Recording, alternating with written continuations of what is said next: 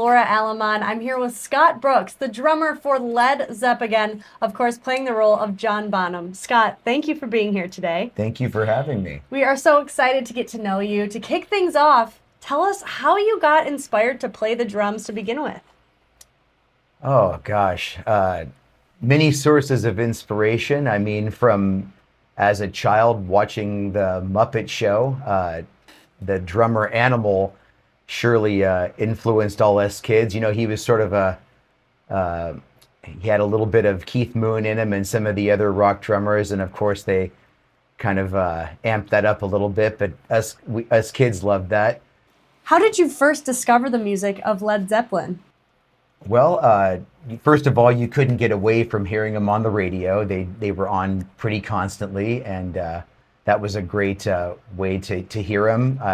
All the older kids loved them, and I had a teacher that would, in our AV class, we'd go get the projectors out to classes as quick as possible so we could come back and goof off, and our teacher would bring in a bootleg, had to be a bootleg back then, you couldn't just go find this stuff on YouTube, of The Song Remains the Same, and we'd sit there and we'd just watch it, and I was absolutely mesmerized by John and what he did, and it took me to a different place than what just the records did, because I got to watch what he was doing, his relaxed style and his sticking and his mannerisms and his whole flow and groove, and it was just it was very influential on me. I had to have that drum set too once I saw that. And of course, I still play it now. So, That did it for you. yeah, it did it for me. Great. So, Scott, obviously John Bonham was an iconic drummer. Was there a specific Led Zeppelin track that really connected with you and inspired you? Well, so rock and roll, right when that starts with a drum intro and then a solo at the end, that was incredible. That when I had to learn how to play that, the second I heard that, but then they had the song "Fool in the Rain" on when I was a kid, and something about that groove, and it spoke to me, and I wanted to know how to play that. I wanted to be able to have that kind of finesse and touch to play that. So that got you started. It did. Perfect. Is there anything special you do to recreate his iconic sound?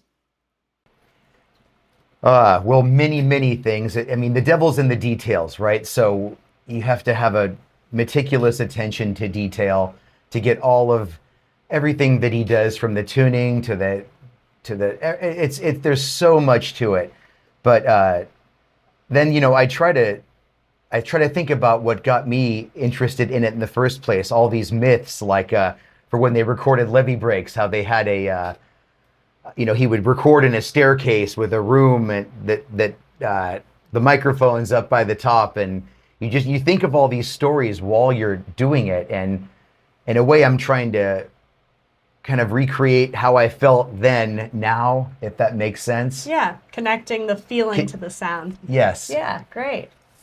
Okay, if John Bonham were alive and you could ask him one question, what would it be? One question. What's your favorite beer, John? I think Says it a was lot about you, right? I think it was Ballantine's, actually. He loved that. I think that's where he got the 3 rings initially too. They had that on that. But I mean, if okay, here's one question. Could I have a lesson, John? Maybe an all-day lesson? That'd be great. Let's do that. That's perfect. All right, Scott, so we talked a little bit about recreating the iconic sound, but how about the transformation physically to become that real performer that is John Bonham? Well, nobody can be John Bonham except John Bonham.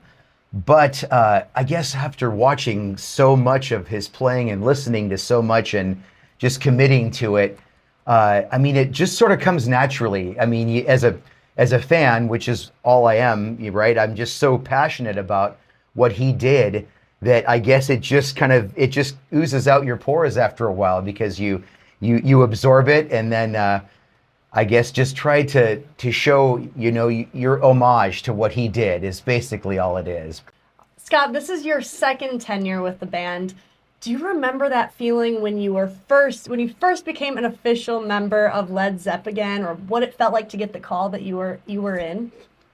Wow, yeah, it was It was I was elated. I used to sub with them and would go to all these lengths to impress them and try to impress the fans and have them say, "Geez, well, you can tell that guy's a sub or not." I didn't want them to know, and hopefully they didn't know, and hopefully they still won't know.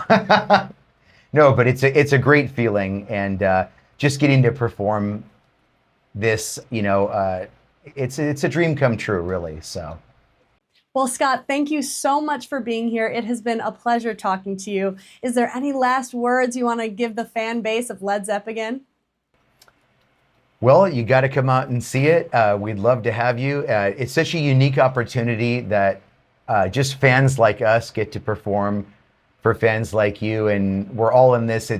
Just thank you for inviting us to your Led Zeppelin party. Is how I kind of view it. Wonderful. Well, Scott, thanks again, and we'll see you next time. Thank you.